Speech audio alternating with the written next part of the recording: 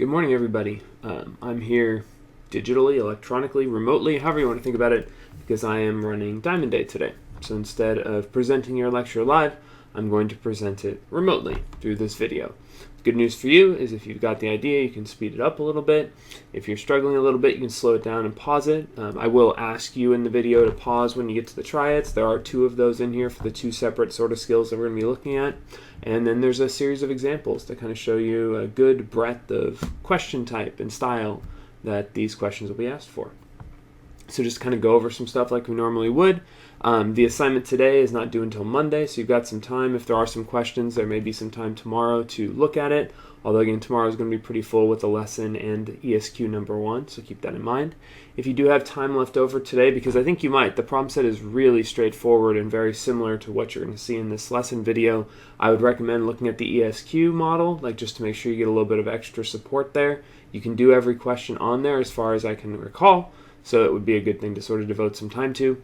And then for this new unit that we're kicking off today, I don't have the date for the exam. Originally we had just a single date for a single exam for the rest of this quarter up until Thanksgiving break, but that seems unreasonable. We're going to try to find a new date in the midpoint. So just know that I'll announce that as soon as we've settled it. But I would say probably about 2-ish weeks as it says on the screen.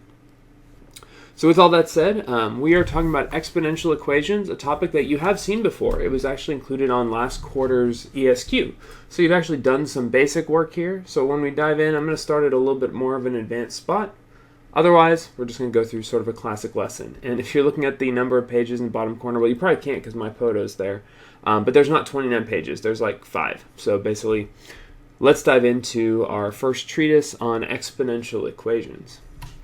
So to kick things off here, and to dive into this topic, well, I want to point out what we've already done with exponential equations in this previous unit, the one that featured the radicals and rational exponents and all that stuff. And in truth, we used common bases in that unit for something that's a little different than what we're going to be doing here, but it's still really informative about sort of the power that getting and achieving common bases can be for you, or what it can offer you. So right up there is a problem that came from the second lesson. That second lesson featured us simplifying exponential expressions and radical expressions. And what's here is you are asked to simplify 25 to the 1/3 times 125 to the 4/9. And I got to say, when you look at that, that looks like it's got to be the crunchiest looking number in the world. I mean, just look at those fractional exponents, none of which help out. You've got 25 and 125. There's just a lot of stuff going on here.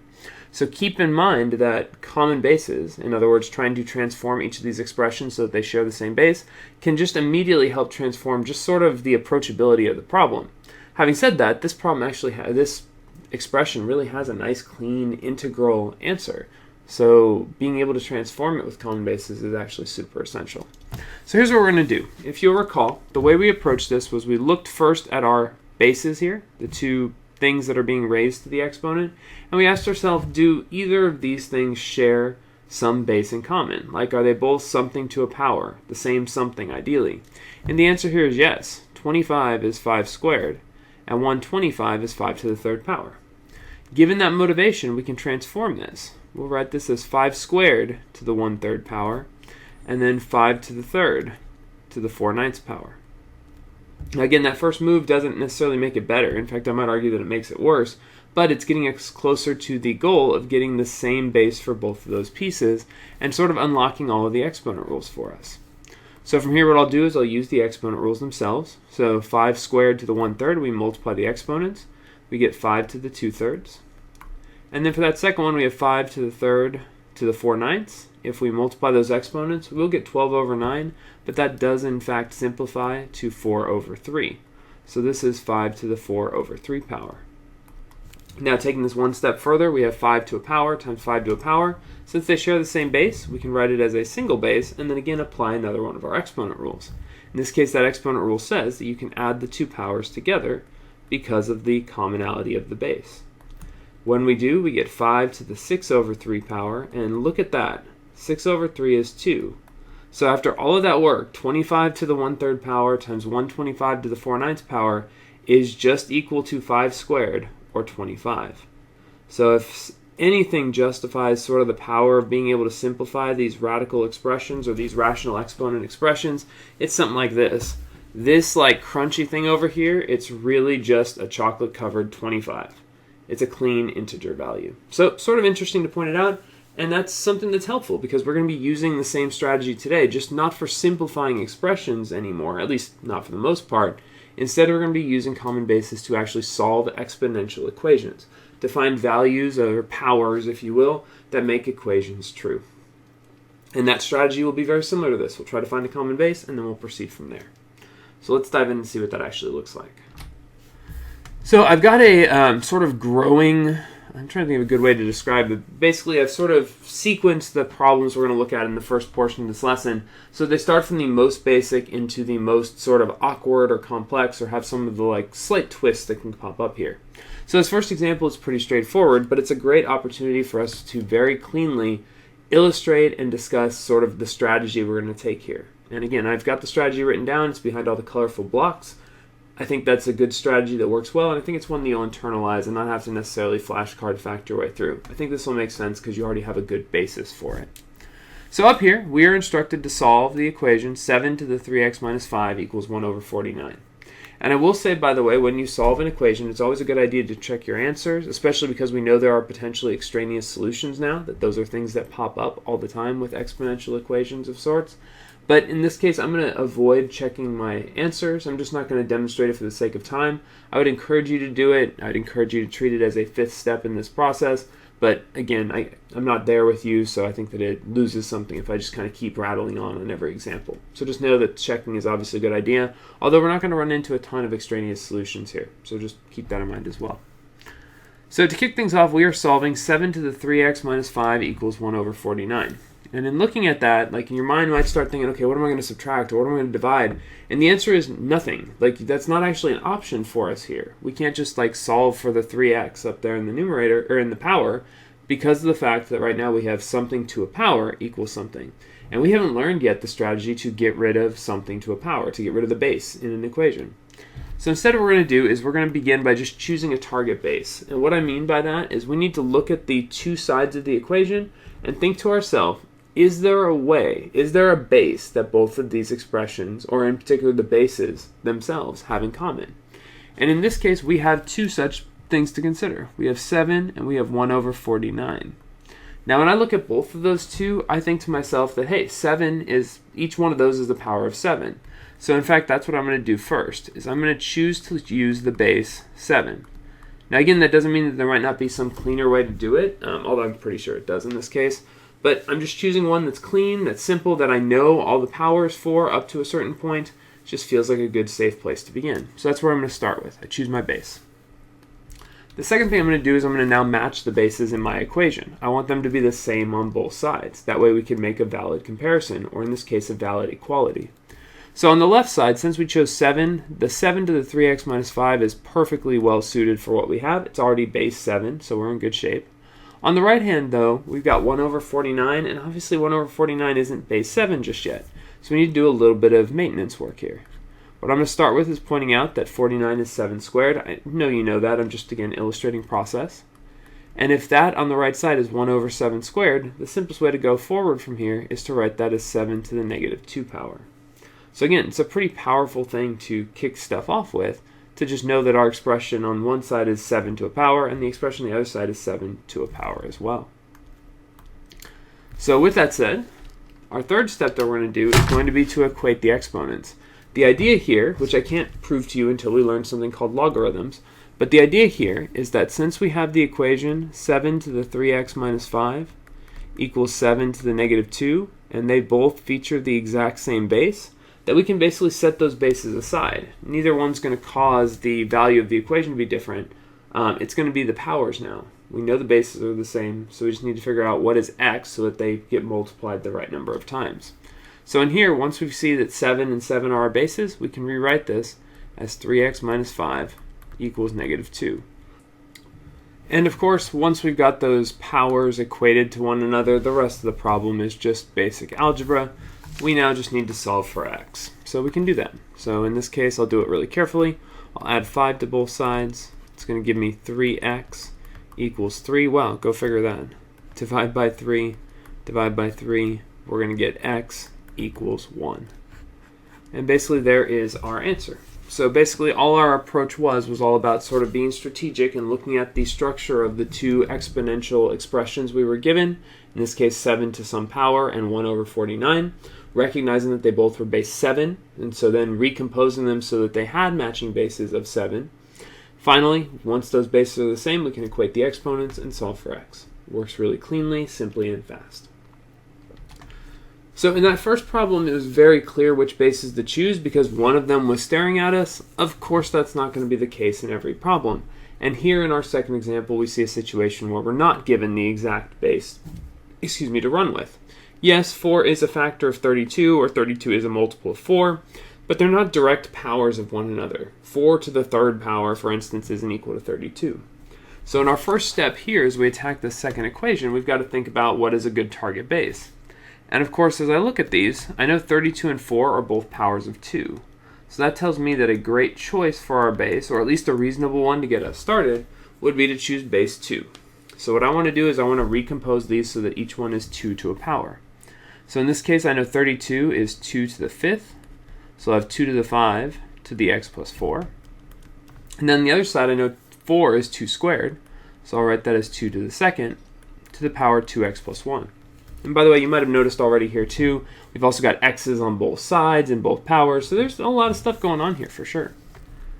Now, in order to match the bases, we're going to need to use some exponent rules once again. So I'm going to distribute the inner power, if you will, into the original exponents. So this is going to be 2 to the 5x plus 20. Again, I'm just distributing the 5 in, again using power to a power. On the next one, I'll do the same thing. This will give us 2 to the 4x plus 2. Now, just as we were hoping for, we have our bases matching, so now I can focus on equating the exponents. We'll know 5x plus 20 is equal to 4x plus 2. And once I've got those two things equal, I can now solve. So I'm going to subtract 4x from both sides. It's going to keep x positive on the left. It's always nice. And then second, I'm going to subtract 20 from both sides. That'll give me alone on the left side just plain old x, or 1x. Both are fine, no judgment. And on the right side, we'll have 2 minus 20 is negative 18. So odd as that is, it turns out x has to be negative 18 in order for these two expressions to be equivalent. But again, the strategy is the same. We just had to do sort of a little bit of extra work. We had a few extra x's, but we solve it just like any other equation once we've dealt with sort of the log rules, getting used to the log properties part of this problem. Now, before you start to think that's really all that you could run into with common bases or with solving these basic exponential equations, I wanted to point out just two other scenarios that can crop up. I've seen them crop up in the past. I think at least one of these was on one of the accelerated exams from last year that I looked at. So I think that's valuable to take a second and just kind of realize, oh wait, there's a little bit more that can happen out there.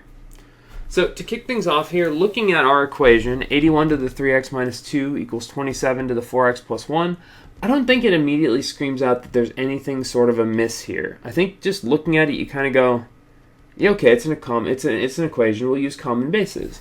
And of course, I'm betting that you think of common bases here because of the fact that both 81 and 27 are powers of the same number. Each one is a power of 3. We know 81 is 3 to the 4th, and we know 27 is 3 to the 3rd. So based on this information, now that I've chosen my target base, I'm going to, well, I guess I haven't chosen my target base, just to make it clear. I'm going to choose to let my target base be 3, because both of those can be expressed as 3 to a power. And then from here, I need to match the bases themselves. So just to kind of illustrate what we just did, we have 3 to the 4th to the 3x minus 2, and that's going to be equal to 3 to the 3rd to the 4x plus 1. And then just as we had before, we're going to distribute in the powers. So again, we ended up with an extra exponent rule application, I guess, in this case, but that's okay.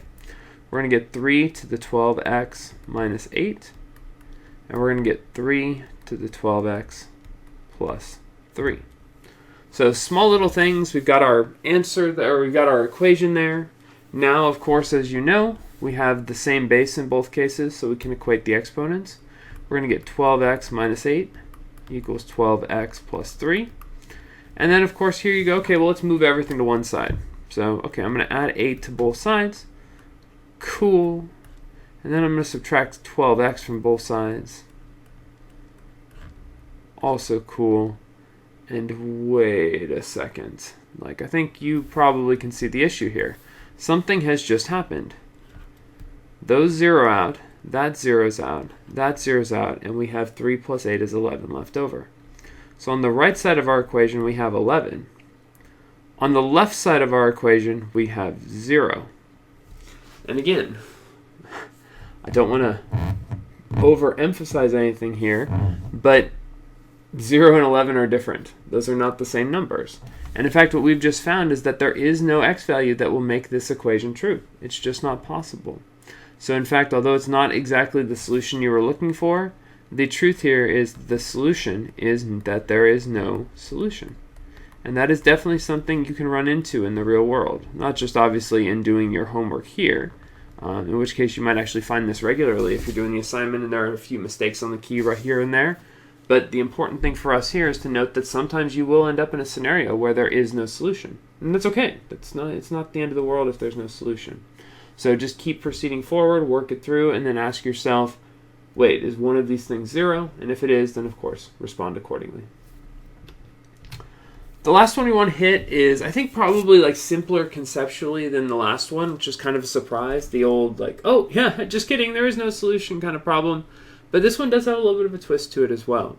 So this one asks us to find all x, or just says find x, but assume that it is find all x, given that 5 to the x squared minus 2x is equal to 125 to the x plus 3. Oh, pardon me, x plus 2. So given this information, the process is more or less the same. We're just going to kind of run into some extra work to do in step 4. So just keep that in mind. This is a familiar process. You're ready for this. So what I want to do first is choose my base, and I'm going to choose base 5. I don't think there's any mystery to why I'm choosing 5. 125 and 5 are both powers of 5. Now from here, doing 5 to that power, I can just literally write this as 5 to the x squared minus 2x simply because I know that the other base is something that we're going to have to deal with. Like the other base is what we're changing. So that's exactly what I'm going to do. I'm going to write this one as 5 to the third, because 125 is 5 to the third power, x plus 2. And then I'm going to distribute the negative sign into that. That's going to give me 5 to the x squared minus 2x equals 5 to the 3x plus 6. Now, of course, just like we did before, even though these equations are a little bit more complicated, even though it's quadratic, which is sort of surprising, we can still equate the exponents. So let's do that. X squared minus 2x equals 3x plus 6. And then I can, of course, subtract over the stuff. I think I was doing this in pink, my apologies. I can subtract over 3x in both cases. I can subtract over the 6. And when I do, I'm going to get x squared minus 5x minus 6 equals 0. So given all of that, I'm able to get an equation. And of course, when you look at this, there's that moment where, again, you might go, hey, wait a second, how do I do that? But the answer is, of course, this is just a simple diamond problem. We want two numbers to multiply to negative 6 and add up to negative 5. And here's the thing, like especially if you know anything about the new Halloween movie coming out, if that's on your mind, the title there, Halloween Ends, this is sort of how we end this problem. We'll have minus 6 and we'll have plus 1. Those two add up to negative 5 and multiply to negative 6, so we're good. It's going to factor to x minus 6 times x plus 1.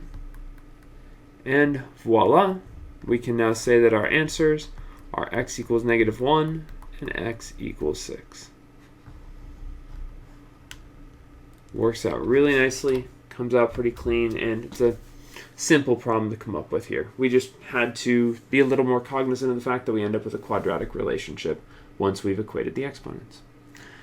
So with that said, that covers the opening here. Those are all the original sort of techniques I wanted to expose you to. And again, I move fast knowing that you have options for controlling the speed of playback here. But before you go forward, I would like you to, what's the word I'm looking for? I would like you to pause right here just to make sure that you have a chance to do these triads. I think they both do a pretty nice job of what's going on, getting you comfortable with it. So in fact, if you can pause right here in the video, that would be an ideal thing in order to make sure you've got the skill down. So if you haven't already, go ahead and pause and then write these triads in your notebook.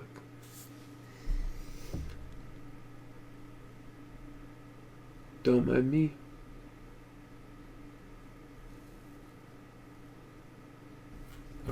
we're good. So I'm going to come back here live and go over the try-its really briefly in 5 seconds. So 5, 4, 3, 2, 1, 0. Okay, so what do we got here? We have 2 problems with 2 solutions. The left-hand problem is very similar to the first example that we did with the 1 over 49 and 7. This time it's 3 and 27 as our relevant exponential expressions. But basically you can see that this process is pretty straightforward. It's basically solving the equation, finding the one answer, and then sort of all the other stuff that happens around it. But basically pretty straightforward first problem. On the right side, I wanted to kind of challenge you a little bit with some rational exponent skills. Again, you'll be getting that test back soon enough. Maybe tomorrow, maybe on Monday. We'll see where I'm at with it when we get to that point in the week. But basically, we need to get 5 to the power as the base for both of these. So I do that on the left, do that on the right. On the right, we do end up with a fractional exponent, but that's okay. You can just, again, set aside the bases, fix the numbers, and then pull up to the answer, which in this case, after a little bit of fraction work, turns out to be x equals 3 over 50. So with all that said, you've seen some great examples here today already. You've also been able to sort of engage with, I don't want to call them more difficult, but like engage with problems on your own independently. So I feel like I've got you in a good position for the first portion of the lesson. So I'm going to take a short break, and then I'll come back and we'll wrap this up with the second half. So, while common bases are great and obviously an ideal way to proceed when solving an exponential equation, sometimes there just isn't an option to get common bases. And just right on this page, with a very simple looking equation, you can see one such situation where that's the case. We have 7 to the x equals 42, and unfortunately 42 is not something that can be rewritten with 7 alone as a base. Obviously 7 times 6 is 42, but 7 to some power, at least an integer power, does not equal 42. So in this case, we're not able to solve this equation just yet. We need an operation known as the logarithm, but we can approximate it. And that's what our last little piece of this lesson is all about, is getting approximate answers for exponents that don't offer us the same opportunity to rewrite with a common base. So the instructions here are a little bit more difficult, or a little bit more to parse, and we'll have to bring in our calculator a little bit. But the way to attack these things is pretty straightforward, I'm not going to lie. The instructions tell us to estimate the value of x between 2 consecutive integers. So there's some really important language here that we're going to talk about here. It says we want to get an estimate of the value, and we're going to try to get it between 2 consecutive integers. So that phrase, between 2 consecutive integers, basically the consecutive integers part is all about stuff like 5 and 6. Or 100 and 101. I wouldn't expect the values to get quite that high, but that's our idea. Those are both integers, and we want to be between those 2 consecutive integers. So we don't want to say it's between 1 and 100. We want to be really precise and go our actual power is somewhere between these 2. And then later, we can learn the operation that allows us to actually find what that value is. So afterwards, it says then to use a calculator to estimate its value to the nearest tenth. And I'll show you what that looks like, but that's just simply sort of playing with it and estimating a little bit what the value is going to turn out to be. So for us here, here's going to be our approach. Here's what I'm going to do. So we're going to solve 7 to the x equals 42, and as we do that, it's all going to be about thinking of powers of 7. So again, this isn't necessarily something you have to write down when you first kick things off, but let's think about it this way. So in your brain, as you start off with one of these problems, what you've got to do is you've got to think about powers of 7, because what we want to do is called bound our actual value here, 42, between consecutive powers of 7. So think of it this way. Obviously, if you're starting with powers of 7, 7 to the 1 is going to be 7, 7 to the 2 is going to be 49, and already we've done our job. And the reason I say that is because 42 is going to fall right in here. 42 is between 7 and 49. And in fact, that's where I'm going to start then. Is I'm going to point out that 7 is less than 42 is less than 49. And again, this one is pretty straightforward. It's meant to be, obviously. Now, of course, we're not just interested in showing 42 is between 7 and 49, obviously. We already kind of knew that. Instead, what we're interested in doing is proceeding forward and then, of course, thinking about these in terms of powers. So 7 to the first power is less than 42, which is less than 7 to the second power. And I bring this up because, of course, our whole thing here is that 42,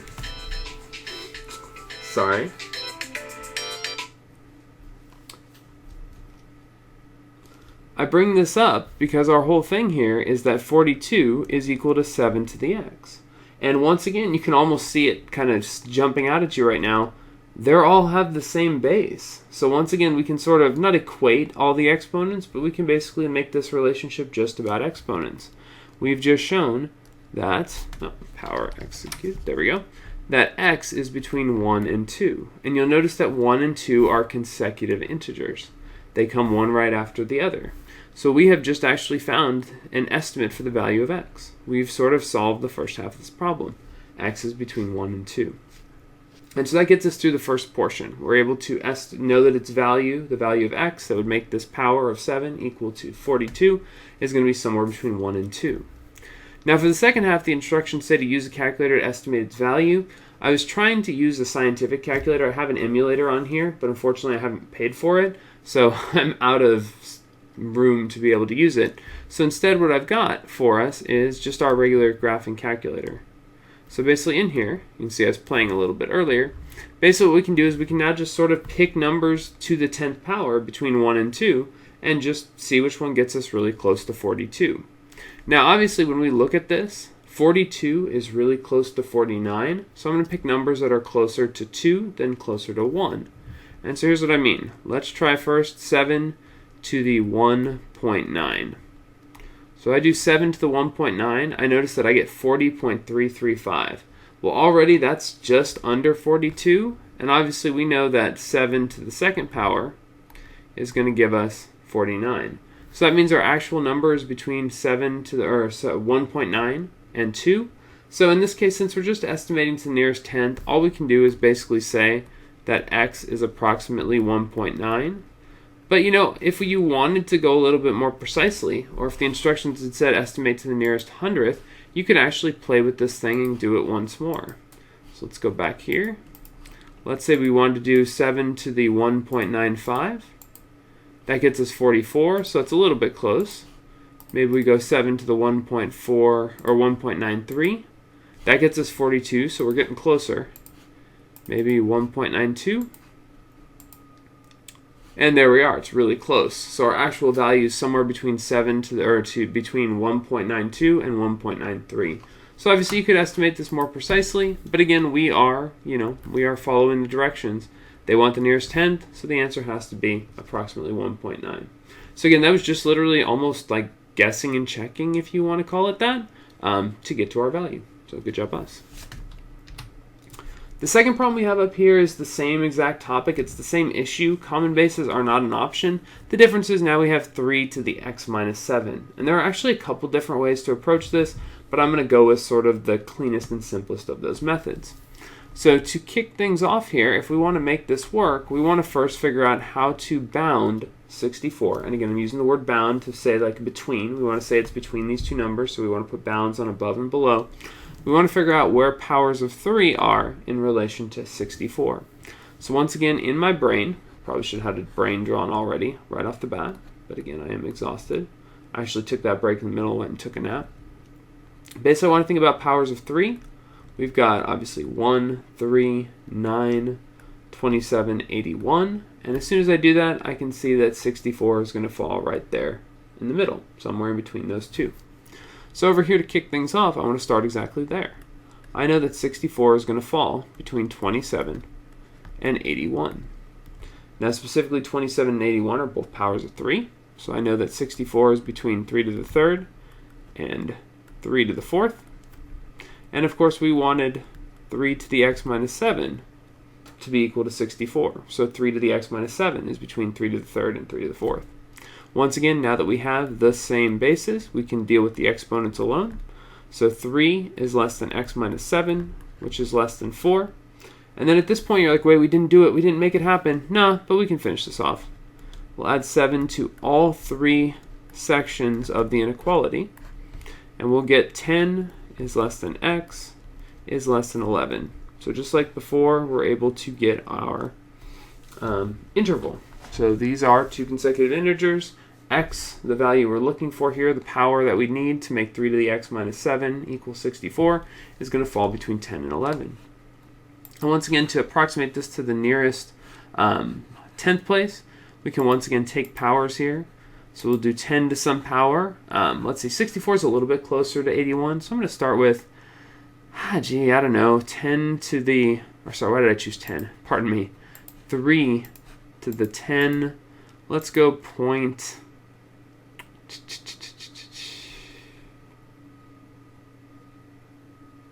Let's go 10.5, and then of course we have to subtract 7. Don't forget that part. So that gets us 46, not quite there. So I'm going to go change that a little bit. I'm going to make it 10 to the 7th minus 7. Let's see how that does. That's 58. That's getting closer. We'll try once more.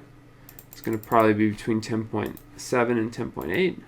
So that gets us to 65. I think that's probably close enough. So our value is going to be somewhere between 10.7 and 10.8. I'm going to go ahead and say it's closer to 10.8. So I'm going to then point out that x is approximately 10.8. And again, if you came to the conclusion that it was approximately 10.7, I don't think I would mark you wrong. Obviously, we will learn how to do this by the time this unit's over. For now, we're just estimating it.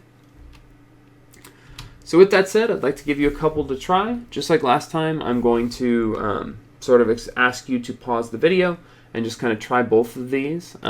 I will point out, by the way, as you look at this, that part B says that this won't be between integers. Basically, it doesn't work out that way because I put 3x minus 4 as the power. But I do think you can reason your way through both of these and end up in a good spot. And in fact, let's just go ahead and say that for this one, you don't need to, for this one, no estimate. So you don't have to estimate its value. I'm not looking for it here. I'm not even sure if I estimated the value. So with that said, go ahead and attempt both of these. Again, pause the screen, attempt both of them, and then I will come back and we'll take a look at this in 3, 2, 1. Okay, welcome back. Hopefully you followed those instructions to pause the video. You of course did that, right? You wouldn't dare just like continue forward, because that would have been wrong, right? But regardless, let's go forward and let's see what the answers are. So if you recall, the first one asked us to do the full process here, 2 consecutive integers and an estimate to the nearest tenth. The second one I said you don't have to estimate, and of course you're not going to end up with being between 2 integers. So here's what I got. The one on the left, pretty classic, going to be between 6 and 7. The x value we're looking for is between 6 and 7. I gave my estimate as 6.6. If you gave your estimate as 6.7, I'm going to say that's perfectly a-okay. In both cases, you're going to get a number that's really close to 99. And again, we're only estimating to the nearest tenth. In reality, this answer is irrational, meaning it would go on for a long space, so for a long while. So there's no reason that you have to, reach a certain point. Having said that, part B is the one that says it's not between integers. That's because when you set up your inequality, 77 is going to be between 25 and 125, and that means that 3x minus 4 is going to be between 2 and 3. And unfortunately, that just doesn't give us 2 integers when we solve for x. So what we know is that x is between 2 and 7/3. And 7/3 is the same thing as 2 and 1/3. So actually, we've got a really tight window here. Our x value is somewhere between 2 and 2.333333, which is just sort of interesting. And again, there's no estimate required here. We're good as is. But you get to kind of get a feel for sort of using those inequalities and bounding and all that good stuff. And of course, with that said, that's going to bring to the end our lesson. Hopefully you've gotten some good exposure to how these things work. And for the rest of the period, you can work on the assignment and kind of get that out of the way. So without further ado, I'm going to close things there. Thank you for watching. And again, I'll look forward to seeing you all tomorrow. Have a great rest of your day.